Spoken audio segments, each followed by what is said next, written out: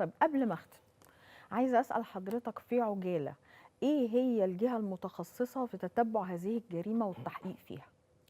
حينما أنشئ وأدرجت هذه الجريمة في نطاق قانون العقوبات والجرائم أو الأفعال المجرمة سنة 2002 بالقانون رقم 80، أنشئت يا سيدتي وحدة تسمى وحدة مكافحة غسل الأموال. إمم. هذه وحدة منفصلة مستقلة ذات طابع خاص، ثم عدل الاسم بعد ذلك لتكون وحدة غسل الأموال وتمويل الإرهاب، فدخل في معنياتها تمويلات الجرائم الإرهاب. الإرهابية إمم. وما إلى ذلك. فهذه وحدة مستقلة منفصلة ذات طابع خاص تستقبل الاختيارات الواردة من الجهات المالية والجهات الإدارية، لربما يكون هذه الجريمة ينتج عنها متحصلات من أموال وما إلى ذلك، إمم. وكذلك الأمر الاختيارات الواردة نتيجة أو تجاه العمليات الإرهابية والجرائم الإرهابية. أنا باشكرك جدًا يا سيادة المستشار، أنا سعيد نورتني. بوجودي معك، شكرا.